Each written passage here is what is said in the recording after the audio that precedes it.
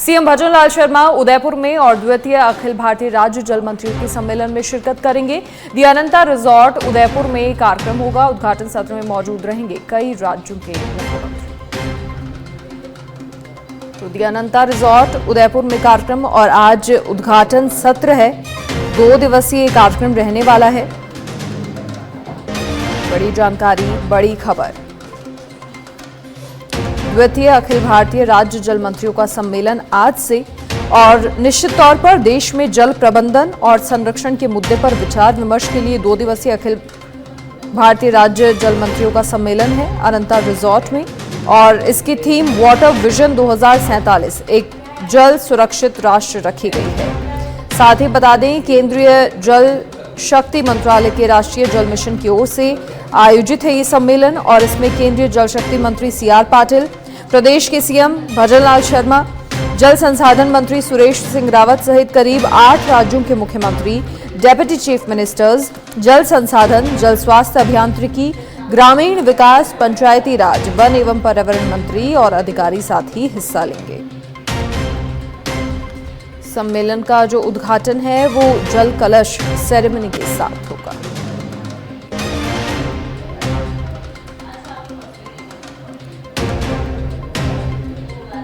तो बड़ी जानकारी, बड़ी खबर। सीएम भजनलाल शर्मा उदयपुर में और द्वितीय अखिल भारतीय राज्य जल मंत्रियों का सम्मेलन है और हाल ही में महिला एवं बाल विकास चिंतन शिविर हुआ था उदयपुर में, उसका सफल आयोजन हुआ था और उसके बाद आज अब उदयपुर एक दूसरे भव्य सम्मेलन की मेजबानी कर रहा है। बड़ा कार्यक्रम।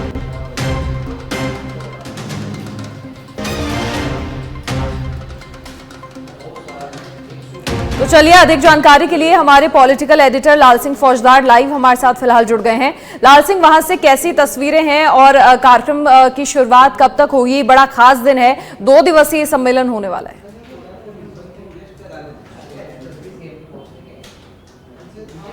देखिए मनीषा, बिल्कुल मैं तस्वीरों के जरिए भी आपको बताऊंगा कि मेवाड़ की धरा पर एक बड़ा कार्यक्रम जल को लेकर आयोजित किया जा रहा है, जिसमें देश भर के पीएचडी मंत्री, पंचायत राज मंत्री, जल संसाधन विभाग के मंत्री शिरकत कर रहे हैं। इसके साथ ही कई राज्यों के मुख्यमंत्री, उप मुख्यमंत्री शिरकत कर रहे हैं। मुख्यमंत्री भजनलाल शर्मा मौजूद रहेंगे, CR पाटिल मौजूद रहेंगे।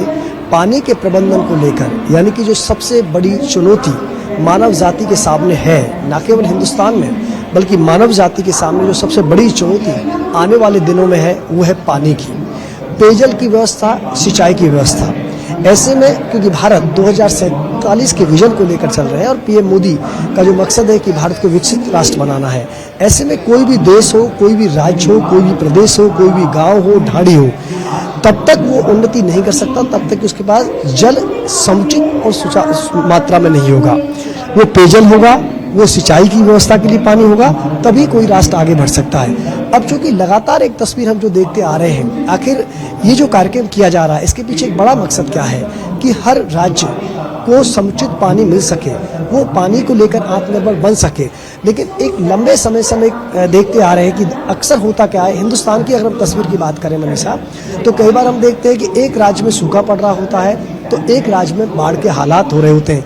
यानी कि पानी की कमी नहीं है, लेकिन पानी का उचित प्रबंधन नहीं होने के कारण और कहीं ना कहीं हम वो मैकेनिज्म डेवलप नहीं कर पाए, जिसके कारण आज भी लगातार ये हालात बनते जा रहे हैं कि एक राज्य बाढ़ की चपेट में आ जाता है तो एक राज्य सूखे की चपेट में आ जाता है। इन हालातों को कैसे बदला जाए, कैसे हिंदुस्तान के हर राज्य को समुचित पेयजल और सिंचाई की पानी की उपलब्ध कराई जाए, इसको लेकर ये कार्यशाला आयोजित किया जा रही है।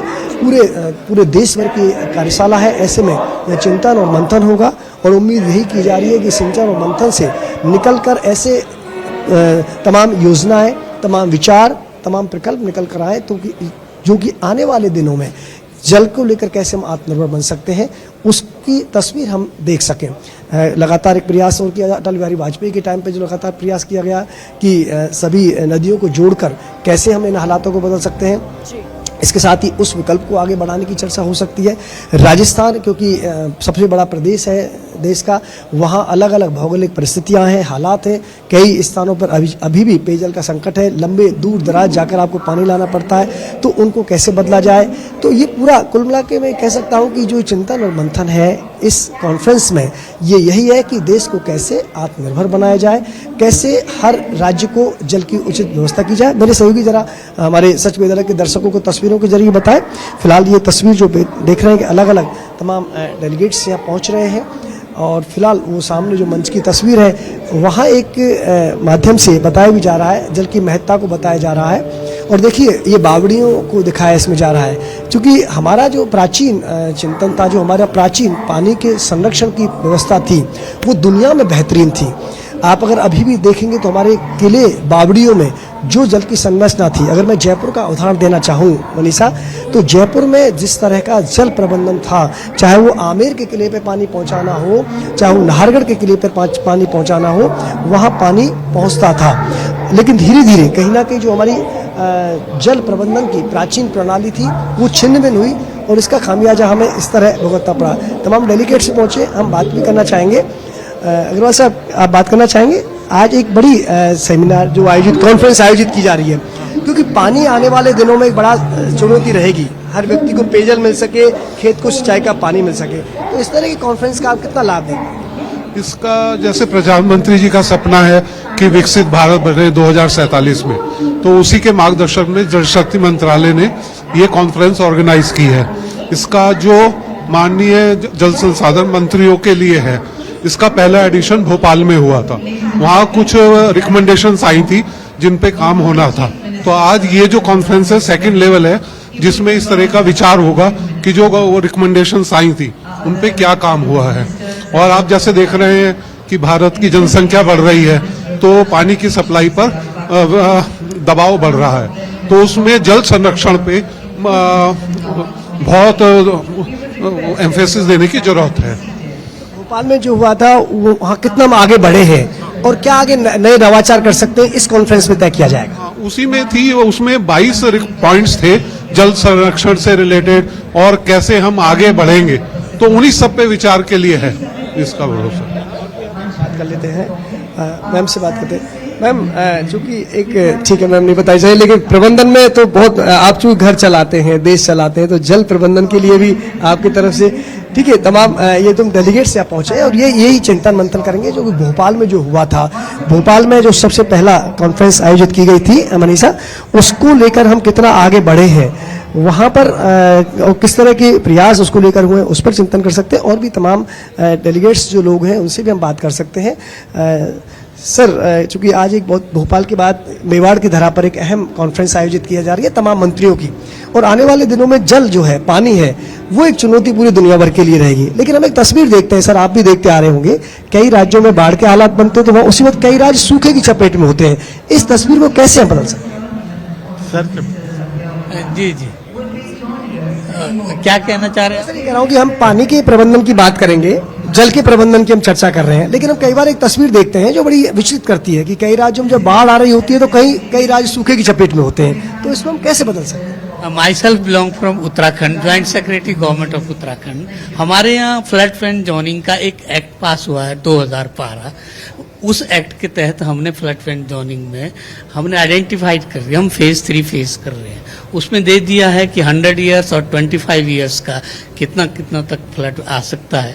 उसको हमने टोटली कुछ प्रोहिबिटेड है, कुछ रिस्ट्रिक्ट एरिया बना दिए हैं। तो बहुत यूज स्तर में काम चल रहा है। उत्तराखंड स्टेट एक पहला राज्य है जिसने इस काम में एक एक्ट बनाया है। तो मोस्ट ऑफ इंडिया में इस तरह से लोग उसकी सराहना भी कर रहे हैं और ले रहे हैं डॉक्यूमेंट्स उसका। अगर ये हो जाता है तो काफ़ी जान माल का और सॉइल इरोजन का काफ़ी उसमें प्रोटेक्शन हो सकता है। बाकी हमारे एक्शन साहब हैं, ही विल बी से बेटर देन। बताइए। की बात, मेवाड़ में बड़ा कार्यक्रम हो रहा है आज, तो क्या हम उम्मीद करते हैं कि इस कार्यक्रम के बाद कुछ ऐसा निकलेगा जो हमारे देश के लिए जल प्रबंधन में एक मील का पत्थर साबित हो? देखिए, ऐसा है, जल की दिनों दिन शॉर्टेज तो हो ही रही है और इसीलिए कई ऐसी योजनाएं जैसे कैच द रेन है, इसके अलावा जल संवर्धन की योजना है।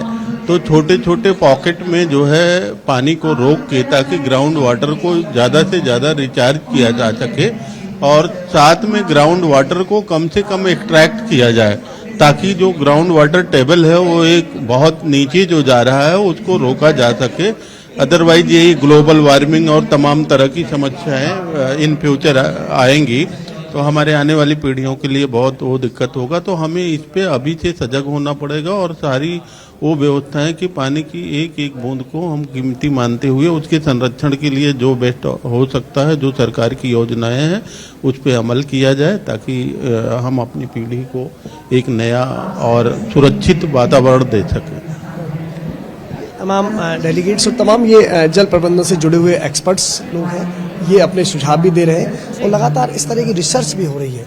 और देखिए मनीषा, ये हम लगातार सुनते भी आ रहे हैं कि कैसे खेत का पानी खेत में रहे और गांव का पानी गांव में रहे, ये प्रयास भी किया जा रहा है ताकि उसका पूरा संरक्षण हम कर सकें। कई बार हमने देखा होगा बारिश के समय बहुत पानी बहकर चला जाता है, व्यर्थ चला जाता है, तो ग्राउंड वाटर को कैसे रिचार्ज किया जाए, इसके लिए लगातार मुहिम चल रही है। जरूरत है, मकसद है इच्छा शक्ति की, विल टू पावर की। और जब हम कहते हैं कि जल ही जीवन है, जल अनमोल है, इसको केवल कागजों तक सीमित नहीं रखेंगे, केवल ये दीवारों तक स्लोगन बनकर ना रह जाए, बल्कि हमारे जीवनचर्या में ये दिखना चाहिए कि जल अनमोल है, तो उसकी अनमोल का हमें एहसास है, वो कितना अनमोल है। जल ही जीवन है, तो हमें एहसास होना चाहिए हमारे क्रियाकलापों से कि जल है तो ही जीवन है। और ये हमें जब दिखेगा, हम कई बार ऐसी तस्वीरें देखते हैं मनीषा, मुझे कोई ये दिक्कत नहीं है शेयर करने में, कि हम कई बार हमारी गाड़ियों को साफ करने में आप कितना पानी बर्बाद कर देते हैं, जो बहुत कम पानी से हो सकता है। और कई बार बहता हुआ पानी, लेकिन उस वक्त एहसास नहीं होता क्योंकि उस वक्त पर्याप्त पानी होता है आपके पास। लेकिन जब आप जाते हैं अपने सीमावर्ती जिलों में, आप जाते हैं बाड़मेर, जैसलमेर, वहाँ देखते हैं लंबी दूरी तय करने के बाद पेयजल के लिए महिलाएं पैदल जाती हैं पानी के लिए, तब वो तस्वीर आपको कहीं ना कहीं विस्तृत करती है। तो ऐसे में सरकार के समग्र प्रयासों के साथ साथ समाज को, समाज सेवी संगठनों को और लोगों को पहल करनी होगी, जल के महत्व को समझना होगा, ताकि हम सही मायनों में जो जल प्रबंधन में समुचित व्यवस्था करना चाहते हैं, जल प्रबंधन बेहतरीन बनना चाहते हैं, जल के महत्व को समझना चाहते हैं और चाहते हैं कि हर राज्य जल को लेकर आत्मनिर्भर बन सके, तो तभी संभव होगा जब सरकार के साथ साथ समाज को भी इसमें अपनी अहम भूमिका निभानी होगी। और फिलहाल कुछ ही देर बाद मुख्यमंत्री भजनलाल शर्मा सहित तमाम जो अतिथि हैं, CR पाटिल, राज्यों के मुख्यमंत्री, उप मुख्यमंत्री कार्यक्रम में पधारने वाले हैं और कार्यक्रम शुरू होने वाला है। जी चलिए लाल सिंह, वो तस्वीरें भी निश्चित तौर पर देखेंगे, लेकिन फिलहाल के लिए आपका बहुत बहुत शुक्रिया तमाम जानकारी साझा करने के लिए और तमाम तस्वीरें वहां से दिखाने के लिए।